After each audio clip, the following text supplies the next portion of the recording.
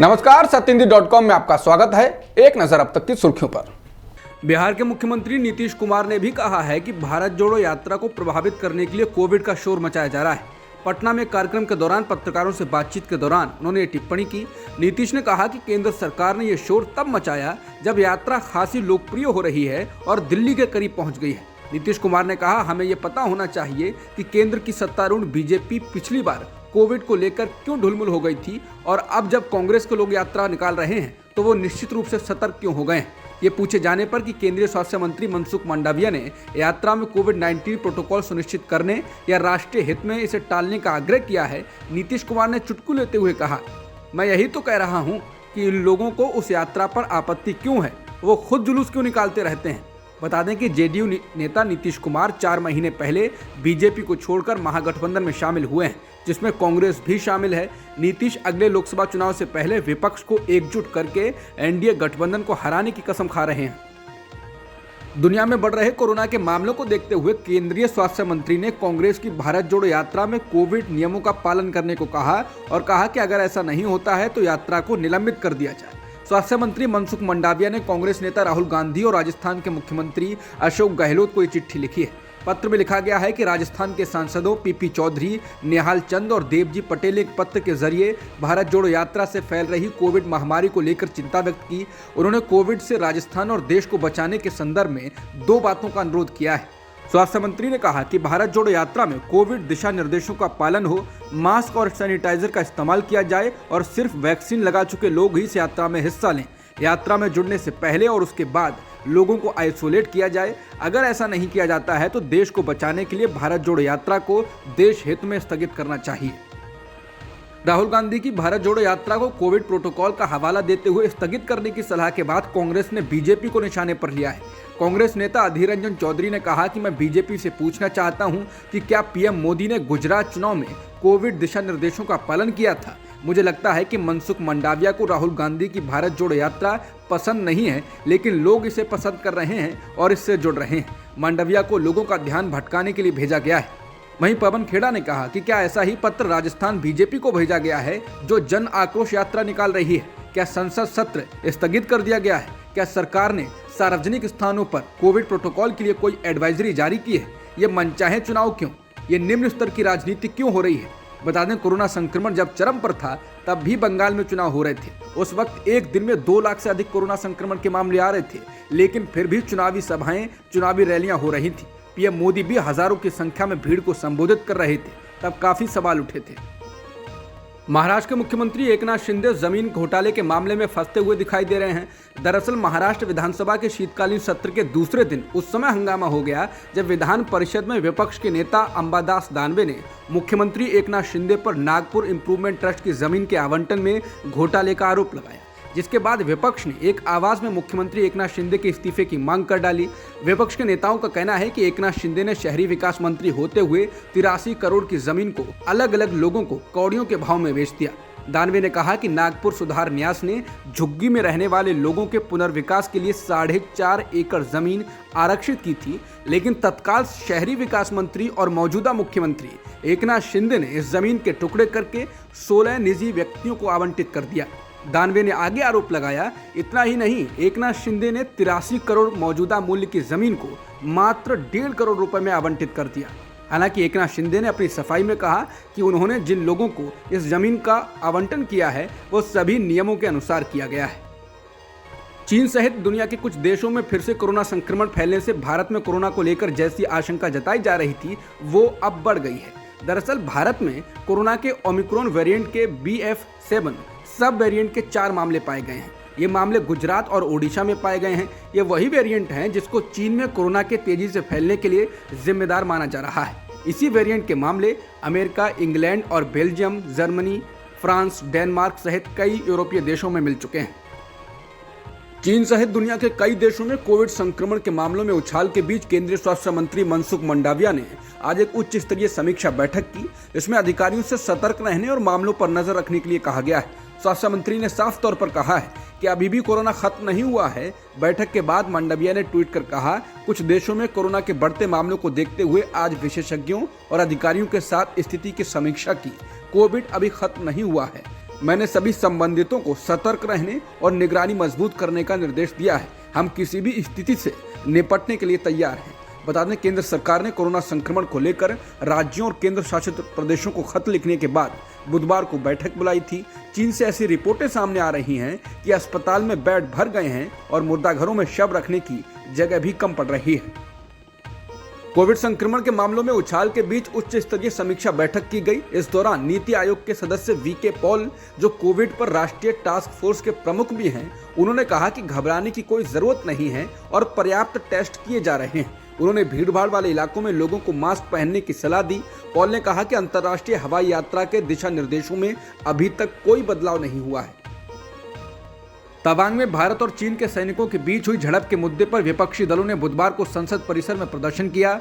इसे लेकर संसद के शीतकालीन सत्र में लगातार हंगामा भी हो रहा है। कांग्रेस सहित विपक्षी सांसदों ने इस मुद्दे पर चर्चा न होने के विरोध में सदन से वॉकआउट भी किया। लगातार हंगामे की वजह से कई बार सदन की कार्यवाही को स्थगित करना पड़ा है। विरोध प्रदर्शन में कांग्रेस की पूर्व अध्यक्ष सोनिया गांधी, कांग्रेस अध्यक्ष मल्लिकार्जुन खड़गे सहित विपक्षी दलों के नेता मौजूद रहे। विपक्षी नेताओं ने पूछा है कि प्रधानमंत्री मोदी चीन पर चुप्पी कब तोड़ेंगे। इससे पहले राज्यसभा में विपक्ष के नेता मल्लिकार्जुन खड़गे ने कहा था कि चीन हमारी जमीन पर कब्जा कर रहा है, इस मुद्दे पर हम चर्चा नहीं करेंगे तो और किस मुद्दे पर करेंगे। कांग्रेस ने कहा कि 15 दिनों से संसद का सत्र चल रहा है। देश और जनता के मुद्दे, राष्ट्रीय सुरक्षा, चीनी अतिक्रमण, महंगाई, बेरोजगारी पर सरकार बहस करने से भाग रही है। कांग्रेस ने पूछा है क्या मोदी सरकार देश के 135 करोड़ लोगों के प्रति जवाबदेह नहीं है। संसद में चर्चा करिए ताकि पूरा देश एक साथ चुनौती का मिलकर मुकाबला करे।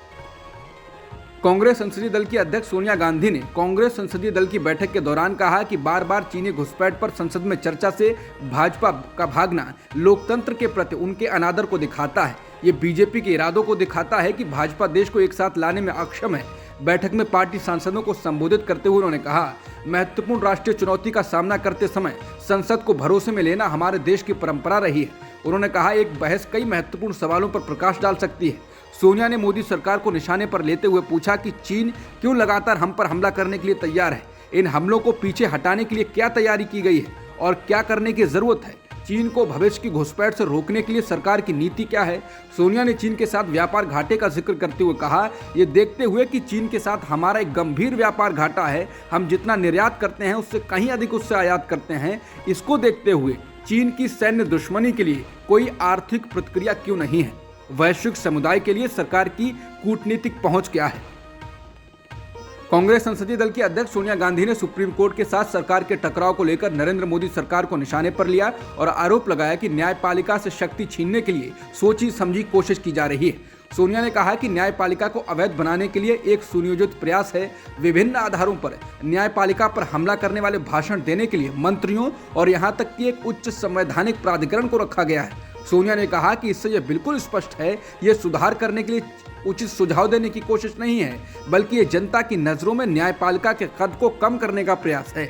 बता दें, सोनिया गांधी का यह बयान तब आया है जब सरकार के मंत्री और नेता कॉलेजियम सिस्टम, लंबित मामलों और जजों की छुट्टियों को लेकर बयानबाजी कर रहे हैं। कानून मंत्री किरेन रिजिजू कॉलेजियम सिस्टम को हटाने की बात कर चुके हैं। उन्होंने इसको अपारदर्शी बताया था। हालांकि बाकी वरिष्ठ वकीलों और कानूनविदों का कहना है कि कॉलेजियम सिस्टम में कमियां हो सकती हैं, लेकिन सरकार के द्वारा जजों की नियुक्ति तो लोकतंत्र को खतरे में डाल देगी और सरकार अपने लोगों को जजों के रूप में नियुक्त करेगी। आरबीआई के गवर्नर शक्तिकांत दास ने कहा कि प्राइवेट क्रिप्टो करेंसी की वजह से अगला वित्तीय संकट आ सकता है। आरबीआई गवर्नर ने प्राइवेट क्रिप्टो को इसका दोषी ठहराया। ऐसा इसलिए क्योंकि उनसे मैक्रो इकोनॉमिक और वित्तीय स्थिरता के लिए जोखिम पैदा होता है। वो मुंबई में एक कार्यक्रम में क्रिप्टो करेंसी को लेकर अपनी राय रख रहे थे। शक्तिकांत दास ने चेतावनी दी कि क्रिप्टो करेंसी को विनियमित करने में विफल रहने से अगले वित्तीय संकट को बढ़ावा मिल सकता है और उन्होंने डिजिटल बैंकिंग जरूरतों के लिए एक नया ई-रुपया अपनाने का आग्रह किया। महाराष्ट्र के डिप्टी सीएम देवेंद्र फडणवीस की पत्नी अमृता फडणवीस ने पीएम नरेंद्र मोदी को देश का राष्ट्रपिता कहा है। चूंकि देश का राष्ट्रपिता महात्मा गांधी को कहा जाता है, इसलिए उन्होंने बयान में हल्का सा बदलाव कर दिया। इस सप्ताह नागपुर में एक लेखक संघ द्वारा आयोजित एक कार्यक्रम में मंच पर एक बातचीत के दौरान जब उनसे पूछा गया कि महात्मा गांधी क्या हैं, क्योंकि उन्होंने पीएम मोदी को राष्ट्रपिता कहा था, इस पर अमृता फडणवीस ने कहा कि महात्मा गांधी राष्ट्रपिता हैं और मोदी जी नए भारत के राष्ट्रपिता हैं। राष्ट्र के दो पिता हैं, एक इस युग से, एक उस युग से। बता दें, ये पहली बार नहीं है जब उन्होंने नरेंद्र मोदी को देश का राष्ट्रपिता कहा है। इससे पहले 2019 में उन्होंने ट्वीट कर पीएम मोदी को जन्मदिन की बधाई देते हुए कहा था कि हमारे राष्ट्रपिता नरेंद्र मोदी जी को जन्मदिन की बहुत बहुत शुभकामनाएं, जो हमें समाज की भलाई के लिए लगातार काम करने के लिए प्रेरित करते हैं। कर्नाटक महाराष्ट्र सीमा विवाद लगातार बढ़ता जा रहा है। अब बढ़ते तनाव के बीच शिवसेना उद्धव बालासाहेब ठाकरे के नेता संजय राउत ने बुधवार को कहा है, हम कर्नाटक में ऐसे ही घुसेंगे जैसे चीन हमारे देश में घुस गया है। पार्टी के वरिष्ठ नेता ने कहा, उन्हें इसके लिए किसी की अनुमति की जरूरत नहीं। संजय राउत ने कहा कि जैसे चीन घुसा है वैसे ही हम कर्नाटक में घुसेंगे, हमें किसी की अनुमति की जरूरत नहीं है। हम इसे चर्चा के जरिए सुलझाना चाहते हैं, लेकिन कर्नाटक के मुख्यमंत्री आग भड़का रहे हैं। राउत ने महाराष्ट्र की एकनाथ शिंदे सरकार पर निशाना साधते हुए कहा, महाराष्ट्र में कमजोर सरकार है और कोई स्टैंड नहीं ले रही है। बता दें, अभी बीते दिनों महाराष्ट्र के सांसदों को बेलगावी जाने से रोक दिया गया। कुछ शिवसेना, एनसीपी और कांग्रेस नेताओं को हिरासत में भी ले लिया गया था। समाजवादी पार्टी प्रमुख अखिलेश यादव और यूपी सरकार के बीच धीरे धीरे रस्साकशी बढ़ रही है। अखिलेश ने 20 दिसंबर से यूपी का दौरा शुरू किया है। इसी क्रम में कानपुर के बाद उन्हें 22 दिसंबर को झांसी में जाना था, लेकिन यूपी सरकार ने 22 दिसंबर को उनके हेलीकॉप्टर को झांसी में उतरने की अनुमति नहीं दी। अखिलेश अब 26 दिसंबर को झांसी जाएंगे। झांसी सपा जिला अध्यक्ष ने आरोप लगाया है कि प्रशासन ने जानबूझकर अड़ंगा लगाकर प्रोग्राम को बदलने के लिए मजबूर किया।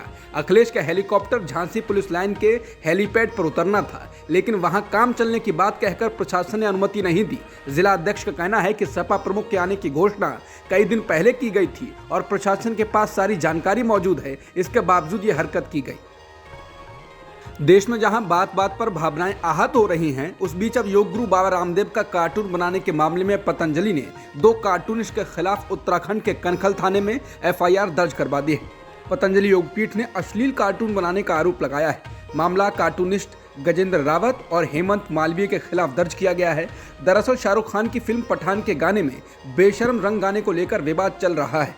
गाने में दीपिका के कपड़ों के रंग पर सवाल उठाया जा रहा है और फिल्म का बहिष्कार करने की मांग की जा रही है। इस बीच कार्टूनिस्ट हेमंत मालवीय ने इस मुद्दे से जोड़ते हुए योग गुरु बाबा रामदेव और प्रधानमंत्री नरेंद्र मोदी का एक कार्टून बनाया, जो सोशल मीडिया पर वायरल है, जिसके बाद पतंजलि योगपीठ की ओर से मामला दर्ज कराया गया है। एफआईआर के बाद हेमंत मालवीय ने फेसबुक पर एक भावुक पोस्ट कर इसकी जानकारी दी और कहा कि उनके पास इतना पैसा नहीं है कि वो पतंजलि के वकीलों की फौज से एक वकील कर लड़ पाऊं, इसलिए समर्पण कर दूंगा। उन्होंने कहा कि उनके पिता भी कार्टूनिस्ट थे और वो भी कार्टून के जरिए तीखे सवाल पूछा करते थे। वक्त आपातकाल का भी था, लेकिन फिर भी उस समय कभी किसी ने उन पर मुकदमा नहीं किया। वहीं पतंजलि योगपीठ ने अपनी शिकायत में आरोप लगाया है कि 2 कार्टूनिस्टों ने सोशल मीडिया पर योग गुरु की छवि खराब करने वाले पोस्टर साझा किए। हालांकि दोनों कलाकारों को गिरफ्तार किया जाना बाकी है, क्योंकि पुलिस अभी भी उनकी तलाश कर रही है। रावत और मालवीय पर भारतीय दंड संहिता की धारा 153A यानी कि धार्मिक भावनाओं को ठेस पहुंचाने के तहत मामला दर्ज किया गया है। केंद्रीय मंत्री और अब मध्य प्रदेश भाजपा के बड़े नेता ज्योतिरादित्य सिंधिया के समर्थक मंत्री गोविंद सिंह राजपूत भ्रष्टाचार के आरोप में घिर गए हैं। मध्य प्रदेश की शिवराज सिंह चौहान सरकार में राजस्व और परिवहन महकमे के मंत्री राजपूत को 58 साल की उम्र में ससुराल पक्ष से 50 एकड़ जमीन दान में मिली है। जमीन के पंजीयन में नियम विरुद्ध छूट का आरोप मंत्री पर लगा है। जमीन की कीमत 100 करोड़ रुपए बताई जा रही है। सागर भोपाल रोड पर भापेल गांव में कल्पना सिंघई से 2021 में मंत्री गोविंद सिंह राजपूत के साले हिमाचल सिंह और करतार सिंह ने करोड़ों की यह जमीन खरीदी और अगले ही साल मंत्री और उनके परिवार को दान कर दी। मंत्री का ससुराल भोपाल से 80 किलोमीटर दूर सागर जिले के गिरहनी गांव में है, लेकिन परिजनों ने अपने गांव को छोड़कर अच्छी खासी दूरी पर यह जमीन खरीदी। सूत्रों के अनुसार मंत्री और उनके परिजनों को ससुराल से दान में मिली जमीन का नए सिरे से पंजीयन कराए जाने के समय मध्य प्रदेश भू राजस्व अधिनियम 1959 की धारा 58 की 3 के अंतर्गत मिलने वाला लाभ दिया गया। ये लाभ गोविंद सिंह राजपूत के परिजनों को मिला है। आरोप लगाया जा रहा है कि गलत तरीके से धारा में लिए गए लाभ की वजह से सरकारी खजाने को पंजीयन से मिलने वाली राशि की हानि हुई। पूरा मामला बेहद सनसनीखेज और चौंकाने वाला है। मामला सामने आते ही कांग्रेस ने राजपूत और भाजपा को घेर लिया है। कांग्रेस नेता जीतू पटवारी ने इस पूरे मामले में राजपूत को घेरते हुए मीडिया से कहा, ऐसी गड़बड़ियां शिवराज सिंह सरकार में ही संभव है। अब 58 साल की उम्र में इनके सालों ने इन्हें जमीन दान में दी है। जिन सालों के पास कुल 100 एकड़ जमीन नहीं है, उन्होंने साल 2021 में खरीदी हुई 50 एकड़ जमीन इन्हें दे दी। ये एहसास कराता है कि शिवराज सिंह ने अपनी सरकार बनाने के लिए लूट की छूट दी थी। उधर कमलनाथ सरकार में मंत्री रहे कांग्रेस के वरिष्ठ विधायक पीसी शर्मा सवाल उठाते हुए कह रहे हैं, ये अवैध दहेज जैसा मामला है। जो जमीन दान में दी गई है वो रजिस्ट्री से पहले असिंचित थी, बाद में सिंचित हो गई। ये घपला है। इस घपले के जरिए राजस्व विभाग को नुकसान पहुंचाया गया। इस घपले की उच्च स्तरीय जांच होनी चाहिए। जांच के पहले राजपूत को मंत्री पद से हटाना चाहिए। अंकिता भंडारी हत्याकांड मामले में सीबीआई की जांच की मांग वाली याचिका को उत्तराखंड हाईकोर्ट ने खारिज कर दिया। लाइव लॉ के मुताबिक जस्टिस संजय कुमार मिश्रा की बेंच ने उत्तराखंड पुलिस की एसआईटी द्वारा की जा रही जांच पर संतोष जताया और सीबीआई जांच की मांग को खारिज किया। बता दें, 19 वर्षीय अंकिता भंडारी की कथित तौर पर सितंबर 2022 में एक पूर्व भाजपा नेता के बेटे पुलकित आर्य और उसके 2 सहयोगियों द्वारा हत्या कर दी गई थी। पुलकित पूर्व भाजपा नेता का बेटा है। हत्या का जो कारण बताया गया कि अंकिता भंडारी ने किसी वीआईपी मेहमान को कथित विशेष सेवाएं देने से इनकार किया। हत्या के बाद रिसोर्ट पर बुलडोजर चला दिया गया, जिस पर अंकिता के पिता ने आरोप लगाया था कि सबूतों को इसके जरिए मिटा दिया गया। याचिका में भी दावा किया गया है कि भाजपा विधायक रेणु बिष्ट ने उस रिसोर्ट को गिराने का आदेश दिया था जहां अंकिता भंडारी काम करती थी। चीन में कोरोना का मौजूदा कहर कब तक रहेगा, इसका अनुमान महामारी विज्ञानियों ने लगाया है। उन्होंने सर्दियों के दौरान देश में वायरस की कम से कम 3 लहरों का अनुमान लगाया है, वो भी 3 महीने के अंदर, यानी अभी से लेकर मार्च तक चीन एक के बाद एक 3 लहरों का सामना कर सकता है। ऐसा महामारी विज्ञानियों ने अनुमान लगाया है। उनका यह अनुमान ऐसे ही नहीं बल्कि कुछ तथ्यों पर आधारित है। एएनआई ने हांगकांग पोस्ट की रिपोर्ट के हवाले से एक खबर दी है। इसके अनुसार हांगकांग पोस्ट ने सरकारी मीडिया में आए Chinese centre for disease control and prevention के मुख्य महामारी विज्ञानी वू जुनियो के बयान के हवाले से कहा है, वर्तमान प्रकोप इस सर्दी में चरम पर होगा और 3 लहरों में चलेगा। रिपोर्ट के अनुसार वू जुनियो ने बीजिंग में एक संवाददाता सम्मेलन में ये टिप्पणी की।